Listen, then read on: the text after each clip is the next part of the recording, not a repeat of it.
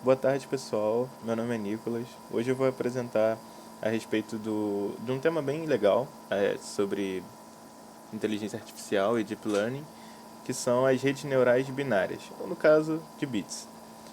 Eu faço parte do grupo de pesquisa ATIS Labs, da Rural, que pesquisa soluções em HPC para problemas em inteligência artificial.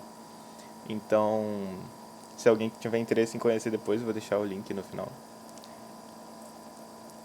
Hoje eu vou falar um pouco a respeito do que são as redes neurais, explicar um pouco sobre o hiperplano e os pesos, a estrutura dessas redes, a implementação delas, o que são redes de bits e para que elas servem, do que comem e o que vivem, ah, o jogo que nós usamos no teste, que é o Snake, os sensores dele, o aprendizado utilizando o algoritmo genético, que é justamente o próximo tópico, um pouco sobre os passos de busca, testes e a conclusão do nosso trabalho.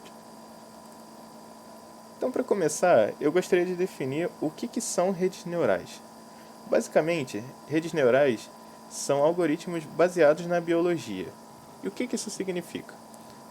Muitos algoritmos de inteligência artificial são baseados na natureza justamente porque, por muitos anos de evolução, a natureza conseguiu criar um método de aprendizado onde ela evoluiu o cérebro humano e o cérebro dos animais em geral a aprender padrões e quaisquer outros tipos de maneiras de sobreviver.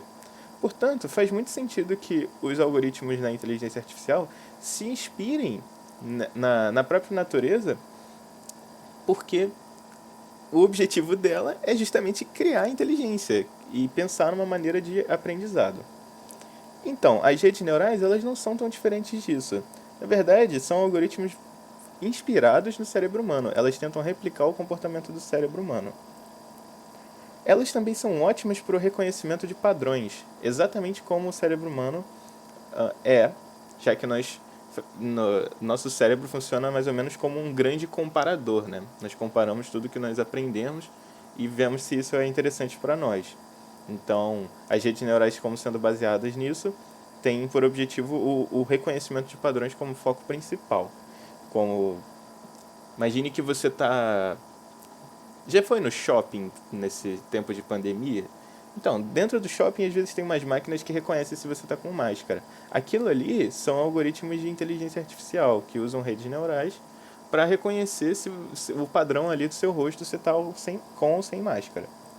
E elas utilizam de funções matemáticas e do hiperplano, no hiperplano, para conseguir classificar esse tipo de informação, ou seja, predizer se você está com ou sem máscara, dizer se uma imagem de um gato é um gato ou um cachorro.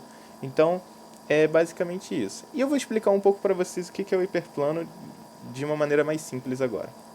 Imagine que você tem esse gráfico e nesse gráfico você tem quadradinhos vermelhos e triângulos azuis. E agora imagine que você quer separar esses dois. Você quer fazer de alguma maneira onde você consiga dizer o que é quadrado e o que é triângulo. Uma maneira de resolver isso seria traçando uma reta entre eles. Isso resolveria o problema. Quem está acima é quadrado, quem está abaixo é triângulo.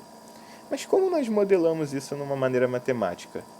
Através da equação da reta, que é essa aí que vocês já viram no ensino médio várias vezes. O A, que é o que dá a angulação da reta, e o B, que faz o deslocamento dela. Mas aí que está uma coisa. Como nós sabemos quais são esses parâmetros A e B?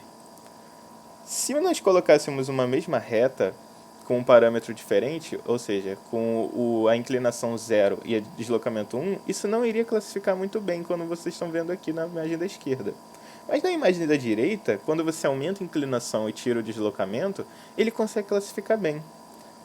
Então, é importante nós conseguimos ajustar esses valores, que no caso da nossa rede neural são chamados de pesos. Agora imagine que nós temos mais uma dimensão na nossa reta. Nós queremos colocar a nossa reta para classificar em 3 dimensões. Bom, aí nós teríamos que adicionar mais uma variável nesse sistema, que daria a noção de profundidade para a reta. Só que isso eu mostrei para vocês exatamente para que vocês percebam um detalhe aí. Se nós formos adicionando mais dimensões, nós vamos criar um plano onde não conseguimos imaginar, justamente porque nós vivemos num mundo tridimensional. No caso, nós enxergamos o tridimensional. E isso é chamado de hiperplano, quando nós vamos adicionando mais e mais dimensões. E essas variáveis que são adicionadas, variáveis não, constantes que são adicionadas com o aumento das dimensões, são chamadas de pesos. Aqui tem um peso, aqui tem outro peso, e o deslocamento, que é aquilo que eu mostrei para vocês anteriormente. Agora, eu queria falar um pouco sobre a estrutura das redes neurais. Imagine aqui que você tem duas entradas, o x1 e o x2. São esses aqui, x1 e x2. A estrutura mínima de uma rede neural, o átomo da rede neural, ele é chamado de neurônio. E esse neurônio, ele recebe as entradas e transforma ela em uma informação. Como que ele faz isso? Usando aquela estrutura de funções mostrada anteriormente. Agora imagine que nós temos aqui uma camada que tem vários neurônios, e essa camada, um dos neurônios, consegue reconhecer bem o que é um quadrado vermelho e a outra o que é um quadrado azul, como mostrado na figura anterior, só que era uma pirâmide. Nesse caso, se nós juntarmos essa informação nova, essas duas interpretações e mais um neurônio, nós conseguimos a resolução do problema. Ou seja, quanto mais neurônios nós colocamos em uma camada, mais interpretações nós temos a respeito de um dado. E quanto mais camadas nós colocamos, mais complexidade nós damos ao nosso problema. Ou seja, um trata de uma parte do problema, enquanto o outro trata de um esquema mais global. E aí, para a implementação disso, pensamos numa primeira alternativa, que seria uma implementação intuitiva. Ela seria feita de que maneira? Utilizando diversas estruturas e aí muito acesso à memória, vários vetores. Isso não é muito adequado porque tem problemas de performance justamente pela quantidade de acesso à memória. A segunda alternativa seria pensarmos a respeito das camadas. E se você olhar bem para aquelas camadas, para aquelas funções, você vai ver que aquela função, quanto mais dimensões nós vamos adicionando, mais variáveis, aquela parte multiplicativa se assemelha muito a um produto escalar. E de fato é. E se nós temos uma entrada repetida para vários neurônios na mesma camada, e cada neurônio tem esse conjunto de variáveis, como nós poderíamos fazer o produto escalar entre essa entrada e todos os pesos dos neurônios de uma maneira eficiente? Através da multiplicação de matrizes. Só que para a multiplicação de matrizes, nós já temos métodos muito eficientes para a resolução disso. Ou seja, se torna muito viável utilizar elas para resolver esse problema. Eu vou explicar agora para vocês um pouco sobre o que eu quis dizer anteriormente. Imagine aqui que nós temos essa equação. Essa equação ela é basicamente o neurônio. Agora vamos atribuir valores. Esses aqui são os nossos pesos, aquelas constantes que eu falei para vocês. E esses aqui são as nossas entradas. Imagine uma entrada qualquer, aleatória. Se nós fizermos o produto escalar dela, isso vai ser igual a zero. E isso é a mesma coisa do que realizar essa parte da equação. Ou seja, se nós pegarmos isso aqui, cada neurônio, cada peso do neurônio, e nós colocarmos em uma matriz, por exemplo, e nós fizermos a multiplicação de matrizes com o vetor de entradas, nós vamos ter um produto escalar de cada linha por cada entrada. E o que isso significa? Significa que nós vamos colocar um neurônio por linha e vamos ter uma forma de executar a camada da rede de maneira eficiente. Assim, nós só executamos a multiplicação de matrizes e aí nós somamos com o deslocamento, que é aquele Bzinho. E acabou. Essa é a segunda alternativa e muito eficiente. Agora, eu queria falar um pouco a respeito das redes de bits. Bom, o que são as redes de bits? As redes de bits elas são uma alternativa às redes normais, que são aquelas usando float, geralmente, float de uma palavra de 32 bits. E elas indexam, na verdade, a nossa informação a nível de bit. E qual que é a utilidade disso? A utilidade é que nós conseguimos, além de ter uma representação de bits, conseguimos ter uma aglutinação de dados muito grande ali. Nós gastamos menos espaço para representar um dado. Isso é ótimo, porque imagine, você precisa de 32 bits para representar um número. Aqui você precisa de 1 bit para representar um número. Ou seja, 32 vezes menos consumo de memória. Não só isso, nós também podemos usar outras operações bit a bit para melhorar a eficiência desse código. E como que isso é feito? Temos primeiro a nossa representação por bits e Como que funcionaria isso? Já que, poxa, um bit não vai conseguir representar um número real com muita profundidade, né? Ele só tem dois estados. Isso é bem mais simples. Na verdade, nós vamos considerar que o zero significa mais um e o 1 significa menos um. Assim, nós só temos dois estados e realmente reduz a precisão, porém, em alguns casos isso ajuda muito e melhora muito a performance. E eu vou mostrar isso para vocês logo depois nos testes. Então aqui tem um exemplo de funcionamento das redes de bits. Imagine agora que você só tem essas entradas binárias e você tem aqui os seus pesos binários, exatamente como estava antes. Cada linha um neurônio e aqui a entrada. Como eu poderia fazer essa multiplicação de matrizes sabendo que eu não consigo indexar bits diretamente? Através do XOR. O XOR ele vai substituir a multiplicação justamente por aquela interpretação que eu mostrei para vocês antes, sobre o bit 0 ser o mais 1 e o bit 1 ser o menos 1. E como que a gente pode provar isso? Olha aqui a tabela verdade. Mais 1 vezes mais 1 é igual a mais 1. Mais 1 vezes menos 1, menos 1. Menos 1 vezes mais 1, menos 1. Menos 1 vezes menos 1, mais 1. Ou seja, temos aqui uma multiplicação meio falsa, né? Mas temos. E isso reduz drasticamente a quantidade de operações, executando mais ou menos como se fosse uma instrução SIMD, já que nós conseguimos com uma única operação de XOR executar isso para uma palavra de um tamanho variável, né? Você pode usar um double, você pode usar um float, isso aí é mais variável. Então aqui vamos executar o XOR da linha com a entrada e, bum, vamos ter mais um vetor. Mas por que isso, se da outra vez a gente tinha um resultado que era o produto escalar? Porque dessa vez o XOR ele não é o produto escalar. O XOR ele é só a parte multiplicativa, ainda falta soma. A soma ela é dada através de uma operação de bit count. Como que é isso? O bit count ele soma a quantidade de uns que tem na sua palavra. E aí eu vou explicar agora como isso funciona exatamente. Imagine que você tem aqui o seu XOR já aplicado. Esse aqui é o resultado daquela multiplicação com o XOR. Se nós entendemos que 0 é igual a 1 e 1 é igual a menos 1, então vamos substituir aqui esses valores.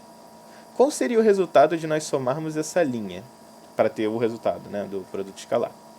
Seria 1, porque menos 1 com mais 1 é 0, mais 1, 1.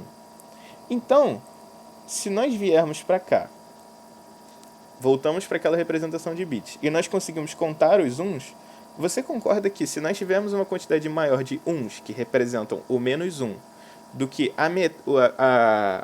metade da quantidade total de números, significa que nós temos mais uns do que zeros. Então temos mais menos uns do que mais uns. Portanto, o resultado vai ser negativo.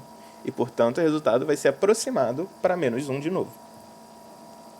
Então aqui tem o exemplo, ó. Tem a saída, nós contamos aqui os bits, e se for maior do que 1,5, já que aqui são 3 bits, né, nós temos o 0 ou o 1. E aí nós entramos numa parte importante que é o Snake, que é o jogo que nós usamos para os testes.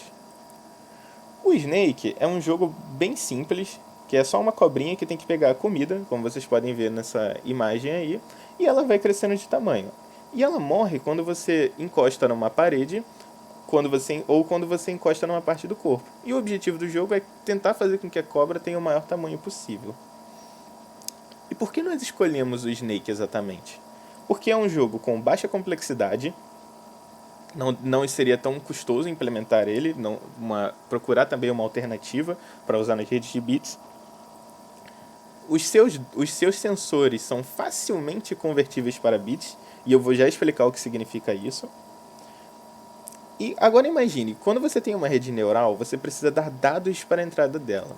E nós falamos que elas são boas em reconhecer padrões. Então imagine, se uma fruta está à direita e a cobra tem que ir para a direita, talvez a rede neural consiga reconhecer um padrão para ir para a direita quando a fruta está lá. Mas como ela vai saber que a fruta está ali? Através das entradas a respeito do problema, que geralmente são dados em distâncias.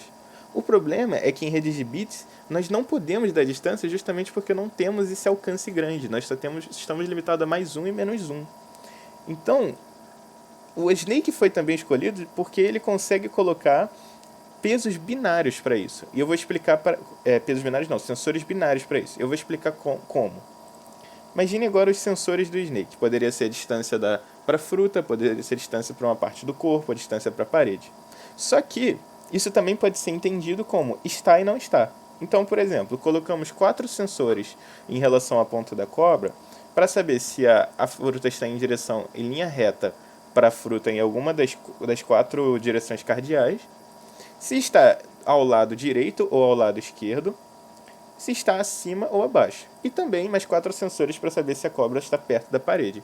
Assim nós conseguimos alimentar a nossa rede com informações para que ela possa distinguir esses padrões. Só que para isso nós precisamos de uma forma de ensinar a essa rede neural a reconhecer esses padrões. Não é só colocar lá a rede e definir os pesos manualmente. Não tem como fazer isso. Então precisamos de uma maneira de fazer um aprendizado dela. E nós utilizamos uma metodologia de aprendizado por reforço. O aprendizado por reforço é basicamente você pegar uma rede e você pontuar ela dizendo, olha, você é boa, você é ruim. Vamos agora ver algo para fazer com você, né? Pegar suas características boas, ruins. Isso já entra muito na parte do genético, mas é basicamente você aprender através de reforço, né? Quando tem uma criança e você não quer que ela reproduza um comportamento errado, você pode brigar com ela e quando ela faz algo certo, você dá um doce, alguma coisa assim. Então é mais ou menos nessa ideia. E para isso nós utilizamos uma técnica chamada algoritmo genético. Vou explicar o que é. O algoritmo genético ele é basicamente uma forma também baseada na natureza, feita de forma computacional, explicar a seleção natural. Ou seja, o que é isso? Ele é extremamente baseado na seleção natural porque ele gera vários indivíduos, utiliza aquela avaliação que eu falei para vocês de você é bom, você é ruim, e ele propaga só os melhores. E pega também os características deles e mistura para que você consiga criar seres mais adaptados ao ambiente. Isso, na verdade, é só uma maneira menos divertida de usar a aleatoriedade. Mais divertida de usar a aleatoriedade. Porque você pode gerar várias redes com pesos aleatórios e em uma hora você vai chegar no resultado bom, mas isso aqui reduz um pouco essa dificuldade de ser aleatório. Aqui tem um pseudocódigo do genético. Basicamente, você gera uma população, avalia ela. Enquanto ela não está boa o suficiente, você escolhe os melhores, você mistura a característica dos pais, faz uma mutação neles, você dá uma característica que ainda não está naquela população, avalia de novo e fica num loop. Agora eu vou explicar graficamente porque eu acho que ficou um pouco confuso. Geramos a população aqui, cada uma com características diferentes, vocês veem pela borda e pela cor. E nelas nós selecionamos os melhores. Isso é definido pelo usuário, tá? A maneira de selecionar os melhores. Precisamos avaliá-los. Como por exemplo, no caso da Snake, seria uma forma de avaliar o tempo que a cobra fica viva e o tamanho que ela alcançou, né? Seria uma forma de avaliar qual é melhor que o outro. E aí no crossover nós pegamos esses melhores e nós cruzamos eles e geramos filhos com características de cada um. Pegam talvez o melhor de cada um dos pais e geram um ser melhor, ou pegam o melhor de cada um dos pais e acaba gerando um ser pior. Então é uma consequência, mas o crossover é uma maneira de tentar criar seres mais bem adaptados.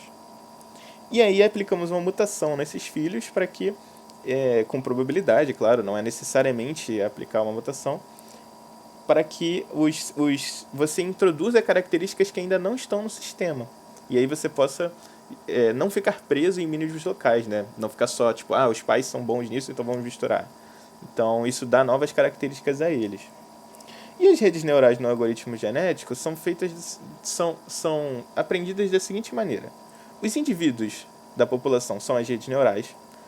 A avaliação é definida pelo usuário e ela é super importante.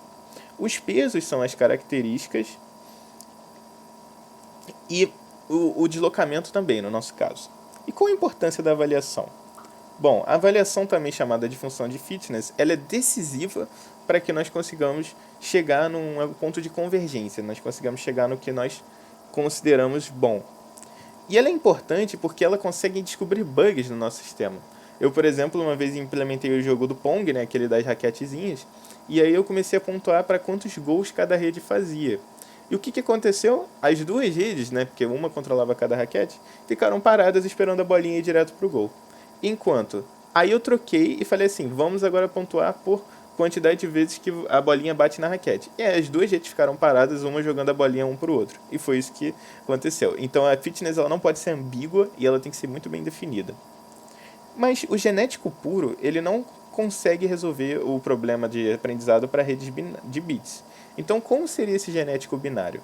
Ele tem alteração tanto no crossover quanto na mutação. E eu vou explicar elas para vocês. O crossover normal, ele é assim, seleciona um pai dos melhores, uma mãe dos melhores, divide uma parte do vetor de pesos num ponto e pega até essa primeira parte dos pesos para o pai e joga para o filho, e a outra parte dos pesos da mãe e joga para o filho também. No binário, isso não pode acontecer porque se nós cortarmos as características no meio de um número, nós não conseguimos indexar esses dados.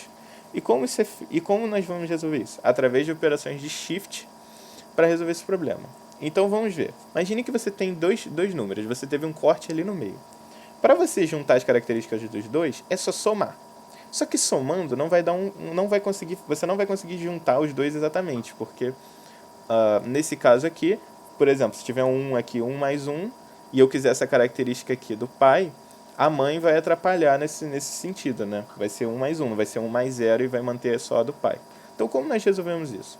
Fazemos, primeiro, um shift do pai e voltamos, e assim zera essa parte, um shift ali na mãe e zera a outra parte, depois é só somar. E é assim que é feito o crossover em ponto no meio de um número. Já a mutação binária, ela não é tão diferente. Vocês veem, para cada peso, se ele entrar numa probabilidade de aleatória, então você faz uma mutação no peso, bota um valor aleatório ali.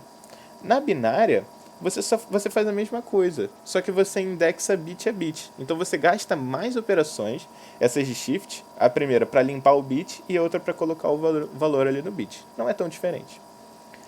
Outra coisa importante falar para vocês é sobre o espaço de busca.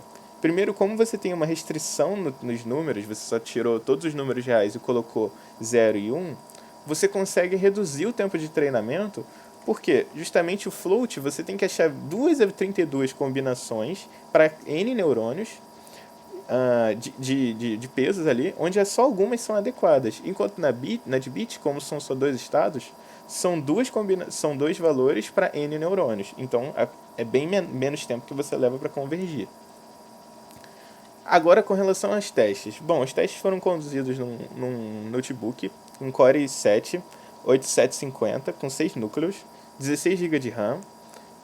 O sistema operacional foi o... Desculpa, tá errado ali.